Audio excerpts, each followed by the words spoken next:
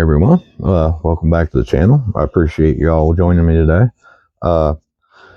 Today's been pretty much a day of shooting budget videos. Like I said, I've literally shot, this will be the fourth one.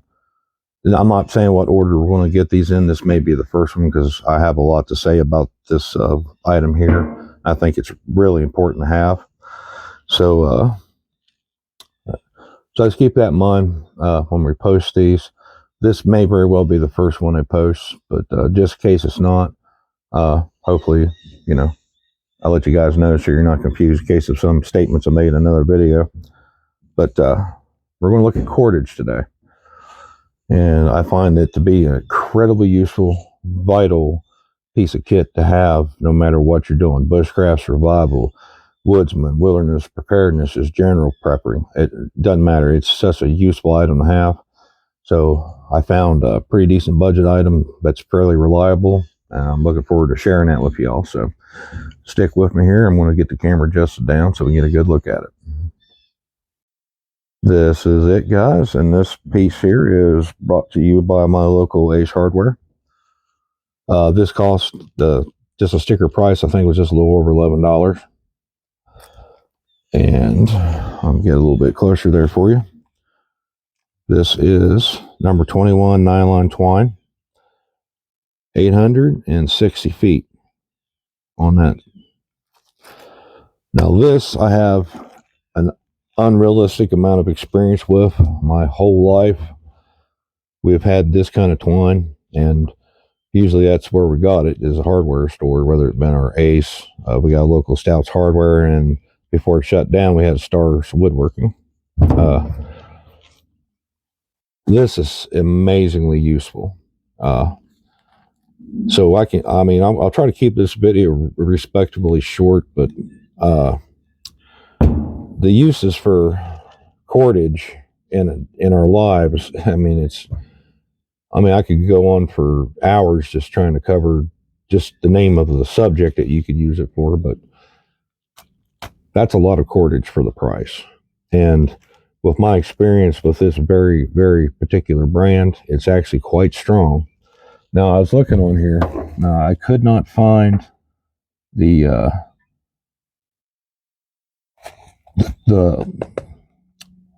well, I was trying to find out the manufacturer and all that stuff to give you guys, so let you know where it came from, but I wasn't able to do that. But now these also come in a variety of, like this one's the number 21. You can get this in much thicker, stronger, and you can also get it in even thinner. But this is a nice, good general size that I like, and it can be somewhat compared to this. And this is your Tired Mariner's bank line. Okay, now I'm going to say some controversial stuff with not the intentions of starting drama, but here's a fact of life. Everything that people can make a profit off of gets sensationalized. Now, bushcraft over the last decade and a half, mostly this roughly last, I'm going to say 10 years, has been very sensationalized. And I can tell you from growing up, this little almost $8.50, $9 bundle of bank line, where's it at? Yeah, this is number 36 bank line. It has 131 feet on it. Now this is good stuff. Now before I go on what sounds like a bunch of criticism, this is really, really good stuff. I've used this growing up my whole life and literally bank line fished with it and used it from tying pieces of fence together, you name it. Hillbilly rednecked a lot of engineering with this stuff. And then there was always this, which was mostly what I always used. The price difference in the amount you get is quite substantial. Now, I'm not going to sit here and tell you not to get this. This item is fantastic. If you can find it and find a deal on it is better, because back several years ago, and I'm talking a couple of decades, this big thing I'm holding in my hand here on average was what this was, for like $4 or $5. That would have been a big thing of number 36 bank line for, you know, $4 or $5. And you could walk into your local hardware store, your Walmart, and you could find Tarred Mariner's bank line. Now, obviously, the quality of this varies from place to place. A lot of people like this to where it's a little bit more sticky, and that's fine. The tar helps this stuff from rotting, and it does bind together quite well with the tarred bank line, and you can pull the individual threads apart. And same with this. You can take a length of this, cut it that you need, and you can take it apart. There's usually about, you know, 3 different strands woven together to make the cordage itself. These do come in that's a nice size to throw in a pack, and that's one thing I do like about that. And these obviously you can get in different sizes too. But for all people out there, especially if you're just simply practicing your skills, I wouldn't really poo-poo on something like this, because that's a lot of cordage, and you could use this to practice your skills. Keep that in your kit, your pack, and that's the stuff that you can have to use in extreme situations, and it's got the added benefit of being tarred. Now, if you're patient enough, you can dip this in wax. You'd want to take out individual pieces so long, dip it in some melted wax, pull it out, take it like a paper towel and just slide it through so it's not crazily gunked up on there. Roll it up a little bit, put it in some kind of container. That's that option. I might even do that in a video for everybody if you're interested. Make some wax string. It also doubles as a fire starter when you use this for wax string. Now, it's like I said, there's a lot I can say about it. I'm at risk of making the video so long that's ridiculous. Excuse me there, I need to drink coffee. Like I said, this is one of the harder items to make in nature, and there are some people out there with some incredible skills that can make cordage from all kinds of different plants, roots, and stuff like that. And I highly recommend the people who so desire to learn that skill, because in an extreme situation, that is indeed a skill that could not only make your life easier, it could save your life.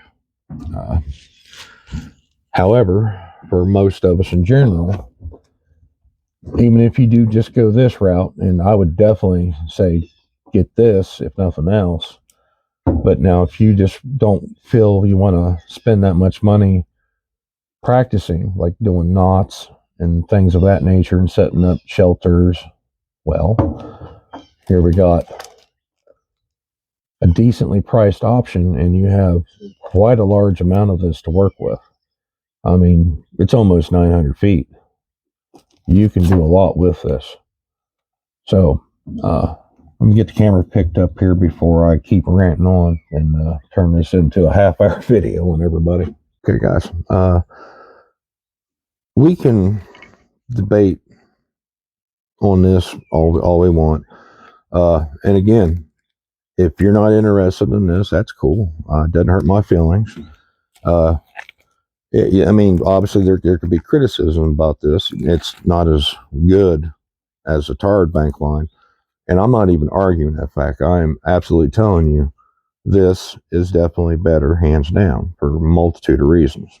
But for all of us who are using cordage and just general everyday stuff, you may live on a farm, a big homestead kind of thing like I do, or you could live in a city, and just having some string to tie some stuff up sometimes is nice.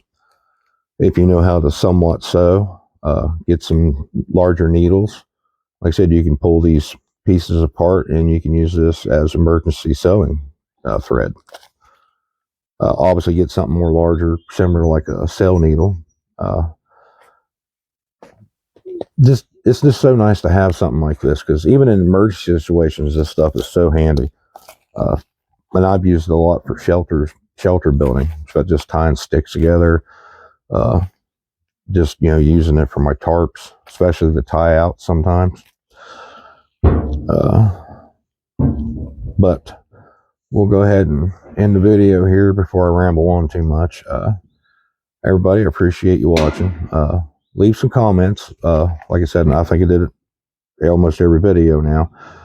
The reason I want your comments is if you have maybe some advice, or you've had experiences with a different cordage, maybe similar, but, you know, good price. Just share that with everybody there, because, you know, someone may read that comment and I could really help them out. And I try my best to read all your comments. And like I said, there's been a lot of people leave comments that's been quite helpful to me too.